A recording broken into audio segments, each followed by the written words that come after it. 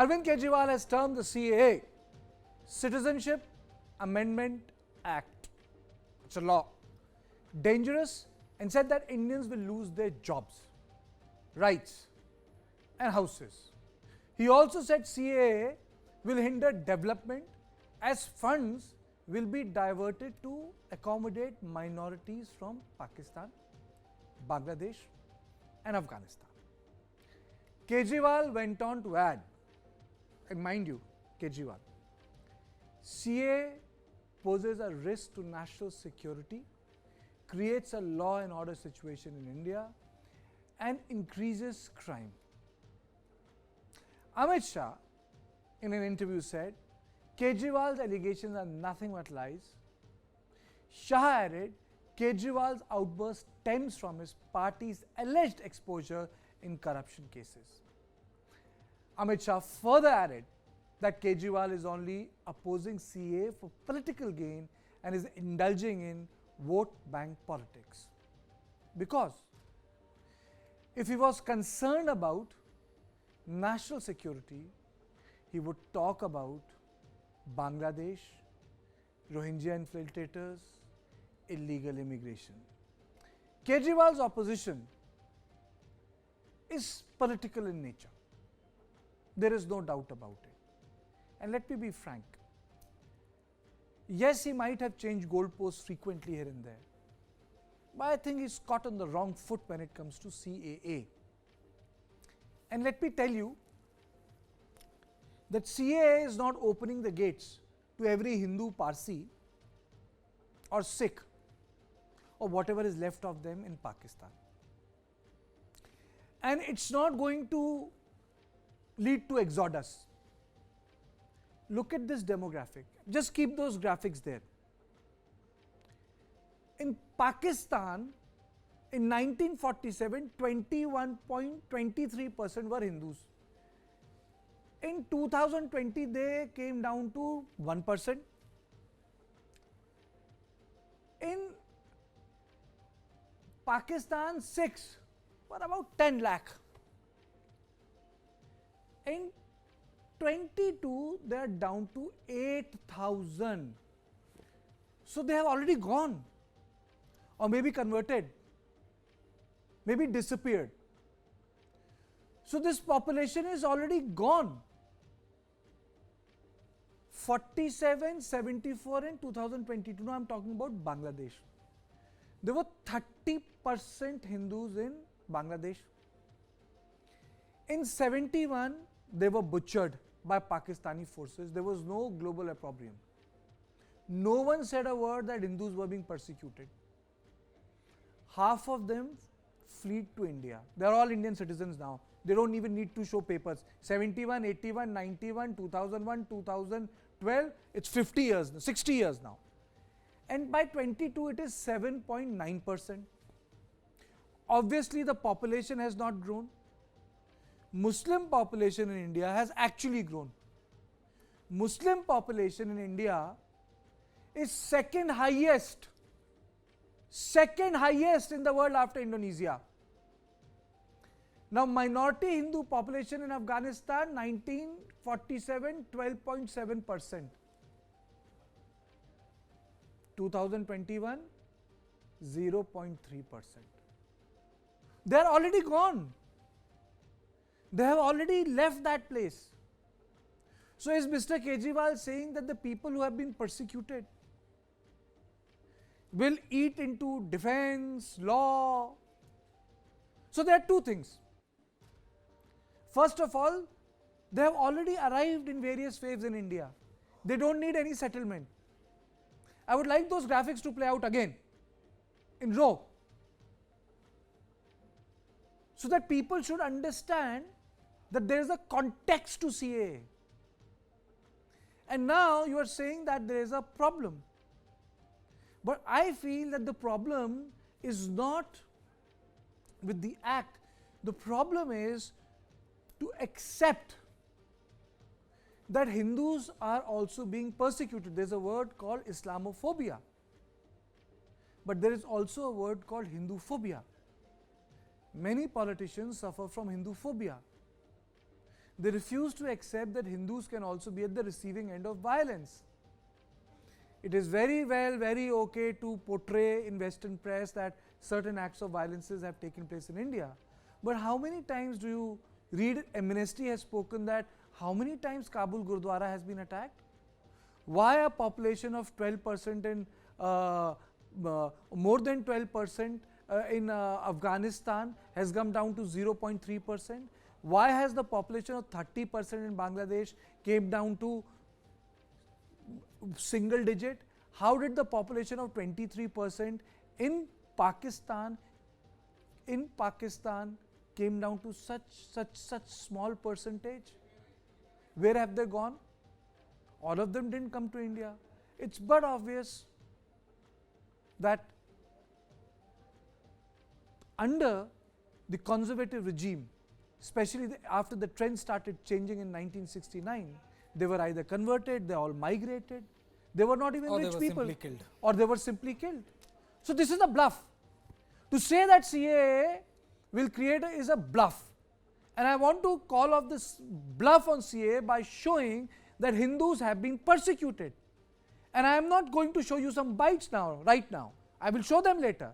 But I want you to see these graphics to understand how Hindus in South Asia have been persecuted. These are the actual data points I am showing you. Minority Hindu population in Afghanistan, minority Hindu population in Pakistan, minority Hindu population in Bangladesh. Everyone knew what happened in 1971 war. One has to read the blood telegram and they will know what was the troops of Pakistani general doing in Bangladesh. So now before going any further, I'll show you two bites. Amit Shah and Kejriwal. Bharatiya Janata party ने 2019 में अपने घोषणा पत्र में कहा है कि हम सीएए लेकर आएंगे और पाकिस्तान, अफगानिस्तान और बांग्लादेश के जो शरणार्थी है उनको नागरिकता देंगे। तो भारतीय जनता पार्टी का एजेंडा बहुत स्पष्ट है और वो एजेंडे के आधार पर हमें बहुमत मिला है। 2019 में ही ये बिल संसद के दोनों सदनों ने पार कर दिया। उसके बाद कोविड के कारण थोड़ा लेट हुआ। अब टाइमिंग का क्या महत्व है? सरकार ने अपनी विल चुने जाने से पहले अभिव्यक्त कर दी है। चुनने के बाद फर्स्ट प्रायोरिटी में पहले ही साल में दोनों सदनों से इस कानून को मान्यता मिल गई है। रूल्स फॉर्मेलिटी है। अब टाइमिंग का या पॉलिटिकल गेन या लॉस का सवाल नहीं है। अब विपक्ष तुष्टीकरण की राजनीति कर कर, एपीसमेंट की पॉलिटिक्स कर कर वोट बैंक को कंसोलिडेट करना चाहता है। मैं उनको विनती करना चाहता हूं कि आप एक्सपोज हो चुके हो, ये मत करिए।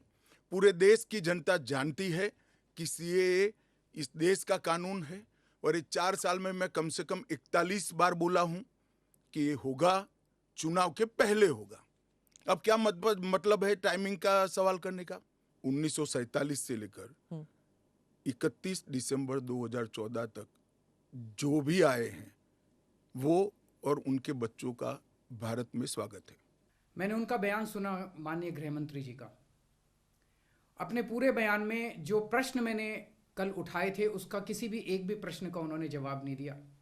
उन्होंने केवल मुझे गाली गलौज किया है, केजरीवाल भ्रष्ट है, केजरीवाल ये है, केजरीवाल ऐसा है, केजरीवाल वैसा है। मुझे छोड़ दीजिए, मैं इंपॉर्टेंट नहीं हूँ, देश इंपॉर्टेंट है। देश के 140 करोड़ लोग इंपॉर्टेंट हैं, उनकी बात करते हैं। मैं आपसे पूछना चाहता हूं कि आज हम पूरा देश मिलके, सारी सरकारें मिलके अपने देश के बच्चों को रोजगार देने में असमर्थ हैं। जो इतनी भारी संख्या में बाहर से आप पाकिस्तान, बांग्लादेश के लोगों को हमारे देश में लाके बसाना चाहते हो, उनको नौकरियां कहां से दोगे? उनके लिए नौकरियां कहां से आएंगी? पहले अपने बच्चों के लिए तो नौकरी का इंतजाम कर लो। आपका यह कहना है कि 2014 से पहले के लोगों को, जो आ चुके 2014 से पहले, उनको बसाया जाएगा। मैं आपसे पूछना चाहता हूं, 2014 के बाद आना बंद हो गया? 2014 के बाद भी आ रहे हैं, अभी तक आ रहे हैं, रोज आ रहे हैं। तो अभी तक 2000 जो इलीगल माइग्रेंट आते थे, जो घुसपैठिए हमारे देश के अंदर आते थे, वो डरते थे कि अगर आ गए तो हमें निकाल देंगे, हमें पकड़ लेंगे, हमें जेल में डाल देंगे। उन्हें डर रहता था क्योंकि वो इलीगल थे। अब आप ये कानून लाके उनको लीगल बना रहे हो, अब उनका डर खत्म हो जाएगा। पूरे तीनों देशों के अंदर अब मैसेज ये है कि भारत सरकार अब जो है इन तीनों देशों के घुसपैठियों को लीगल करने जा रही है। तो ये 2014, आज आप 2014 वालों की बात कर रहे हो, कल आप 2019 के पहले वालों की बात करोगे, फिर ये डेट एक्सटेंड करके 2024 कर दोगे, क्योंकि घुसपैठिए तो आ ही रहे हैं। Now let me go across to Sumitra Goenka, political analyst. Sumitra, before the show started, I very categorically showed there aren't many Hindus left. I would say even if you open the door, say at Wagah border, Atari border, where are they? I mean, say where are they? They're so poor in Pakistan. Where are they in Afghanistan? I mean, so I don't want to get into this politics and logic of Bahar versus outsider versus insider. I understand what Mr. Kejriwal is doing. I understand, but they aren't there. Yes. Kartike, one thing I just wanted to tell you that Mr. Kejriwal had the photograph of Dr. Babasaheb Ambedkar, Bharat Ratna, just behind him. And I want to say one thing, that do we know that the first law minister of Pakistan was also a Hindu, who actually first advocated for the cause of Pakistan and Muslim League, but later on he had to escape from that place, and then he had to settle down back in West Bengal and India, that means, because he himself faced persecution in Bangladesh. So this is the kind of the situation he was in East Pakistan. So Mr. Kejriwal is just trying to spread a lie. I believe he is just trying to spread hatred, and whatever he is speaking right now is completely anti-Hindu, anti-Sikh, anti-Jain, anti-Christian.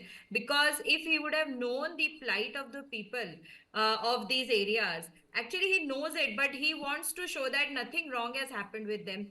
I can remember the same smile which he had in the assembly when he was laughing on the movie Kashmir Files. We still have that image in our mind, wearing almost the same, I think, the blue shirt, and he was laughing his guts out on the plight of the Hindus who were persecuted or who were thrown out of Kashmir from their home.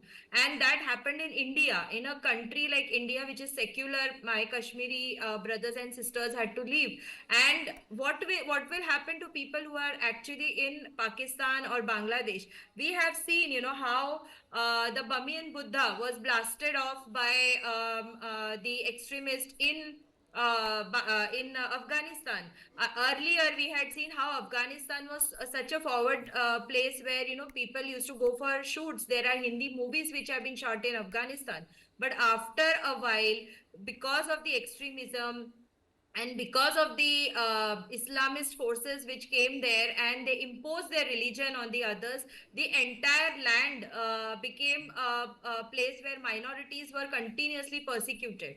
And minorities are these people, the Hindus, Sikhs, or the Parsis and Jains and the other communities which are noted, the Buddhists also. Same is the case with Bangladesh. If you look at Bangladesh, I remember very recently there was an attack on the ISKCON temple in Bangladesh, and there was no help actually, and many of the idols were desecrated. Okay. And in fact, this is the kind of situation which people in Bangladesh are still facing. We have heard about the blast which Point happened taken. in Afghanistan. In a Sumitra, point Gurudwara. taken. I am also joined by Brijesh. Brijesh, let's cut the clutter.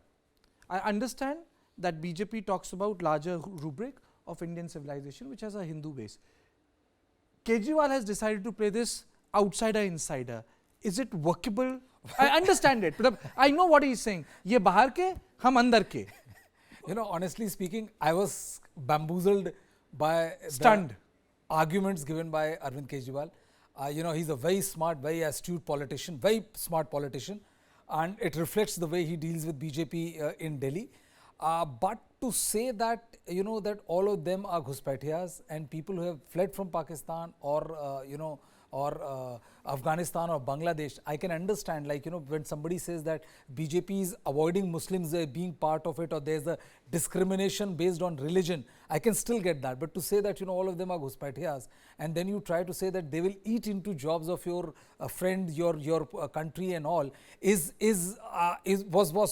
very, very surprising. Stretching it too far, na? I mean, there was no, it's an No, argument I of another completely word. agree with you. And the thing is that it is not like there's a cut-off date. His political flexibility fascinates me. It is very fascinating, but it fascinates me. But this time, like, he really stretched it like this, he really stretched it. Broken, and then kept on stretching kind of an argument, because there is a cut-off date. You say that 31st December 2014, it's not like those people are yet to arrive in India. Those people are in India. Correct. They are doing different jobs. Absolutely. They are settled. It is not like, they're still waiting for bated breath for the government to come up with something and give them some sort of allowance, or they're dependent on it. Correct. God willing, they should be very, very happy in whatever they're doing. They may be living in this thing, but to say that they will eat into your children job, children education, or like, eat into your money and all is very, very, strange argument. I really would have wanted to carry on this discussion, but thank you both of you for joining me. I know it was a short discussion, but the point really I really wanted to make was that, I mean, so there is a limit to, your political line. I mean, so you need to draw a line. These people are already here. And to call them Pakistanis. And then to call them Ghuspatiyas. And secondly, also not to understand that there is a real persecution. Pakistan is an Islamic state. You have the same problem in Bangladesh. You have the same problem in Afghanistan, and you have the same problem with a lot of people in Myanmar.